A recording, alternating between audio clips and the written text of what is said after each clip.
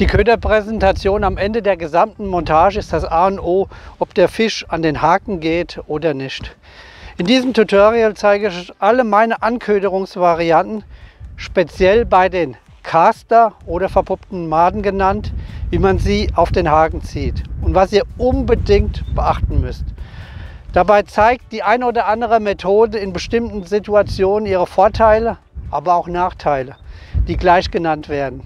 Und zum Schluss gibt es wieder diesmal einen großen Bonustipp von mir. Bleibt dran! Hallo und herzlich willkommen mal wieder bei MS Friedfischen TV und für alle neue Gesichter. Mein Name ist Michael Schlögel, ich bin 14-facher deutscher Meister sowie zweifacher Vize-Weltmeister und Europameister im modernen Friedfischangeln und führe auch Privatkurse und auch in der Gruppe durch. Wer gerne hierzu Interesse hat, der kann mir gerne die E-Mail schreiben, das habe ich unten in der Kommentarleiste verlinkt. Und jetzt Film ab. Knusprige, proteinreiche Madenpuppen, Caster genannt, sind für Fische ein unwiderstehlicher Leckerbissen und ist in der Friedfischszene schon lang kein Geheimtipp mehr. Sie haben gegenüber den lebhaften Maden den Vorteil, dass sie sich nicht fortbewegen und eine härtere Außenschale haben.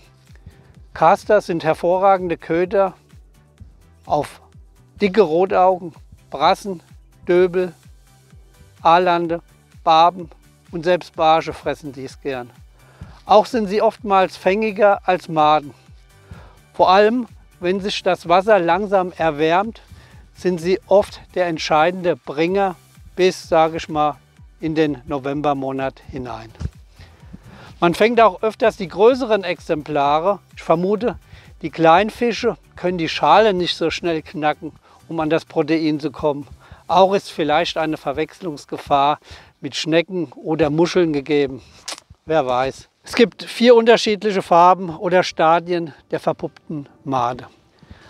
Weiße, hellbraune, goldbraune sowie dunkle.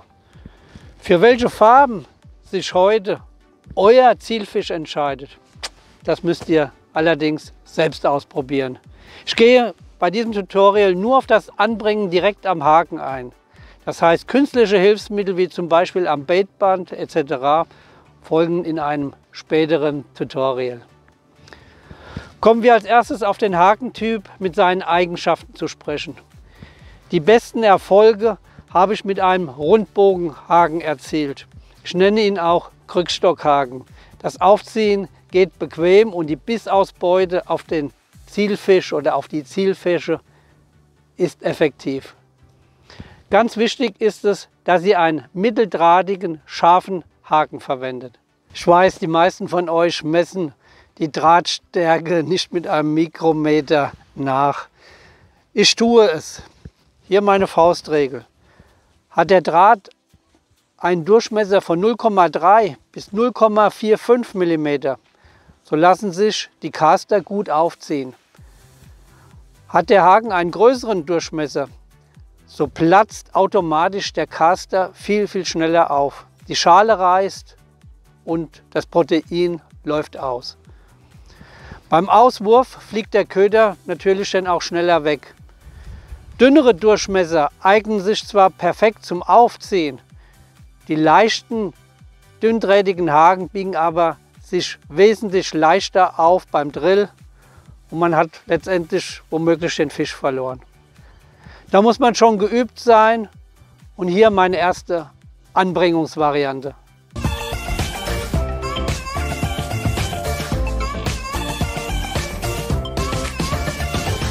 Der Klassiker schlechthin.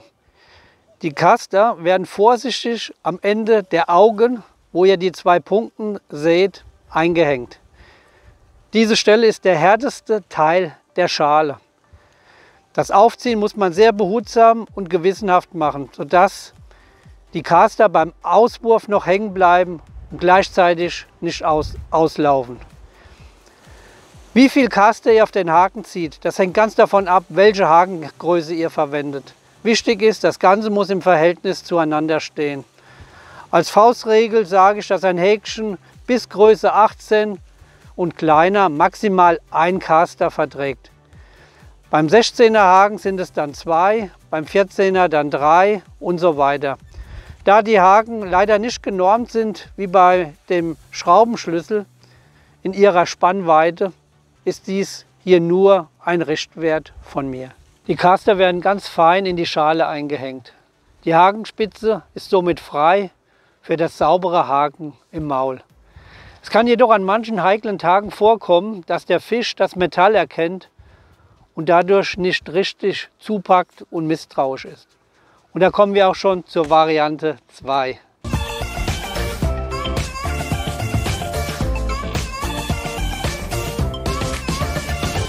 Es sei bemerkt, dass bei Caster die Hakenspitze im Gegensatz zur zähen Made nicht frei sein muss.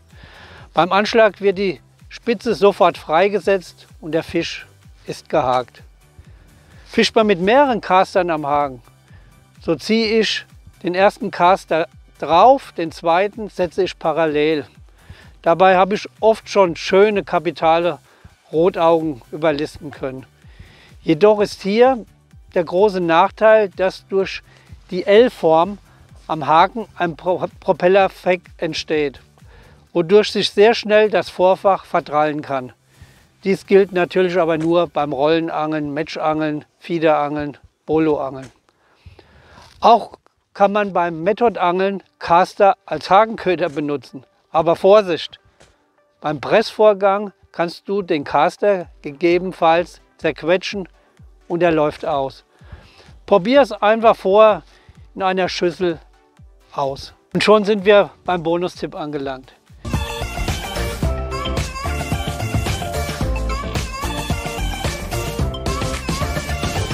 Stell dir fest, dass die Fische an dem Angeltag voll auf die Caster abfahren. Aber ihr habt oft Probleme beim Auswurf, dass die Caster nicht am Haken halten. So gibt es mehrere Möglichkeiten. Art 1. Ihr zieht einen künstlichen Caster mit rein. Wichtig, er muss soft sein. So bleibt dieser Köder immer auf dem Haken. Der Fake Caster fische ich immer in Kombi mit Naturködern, nie pur. Merken jedoch schlaue Fische diese Attrappe, so probiere ich mit der Variante 2.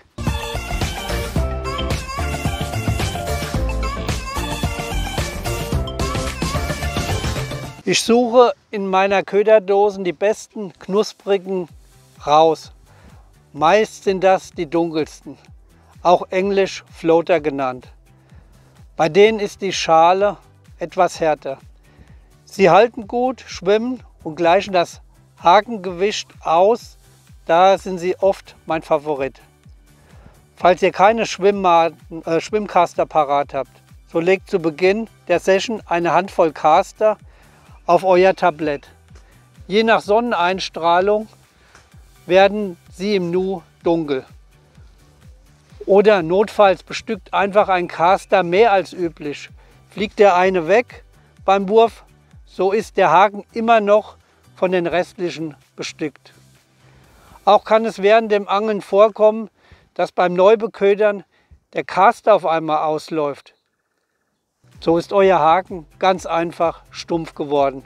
Unbedingt dann auswechseln. Caster kann man selbst herstellen. Ich habe euch das Video oben in der Infokarte mal verlinkt. Oder kauft euch diese einfach beim gut sortierten Fachhändler. Und ärgert euch in Zukunft nicht, wenn ihr beim Madenkauf schon ein paar Caster in der Dose vorfindet. Dies kann euer Joker sein. Falls ihr sonst noch irgendwelche Fragen zu den Anbringungsvarianten habt, so lasst es mich gerne unten in der Kommentarleiste wissen. Falls euch das Video gefallen hat, so könnt ihr mir auch gerne ein Like spendieren.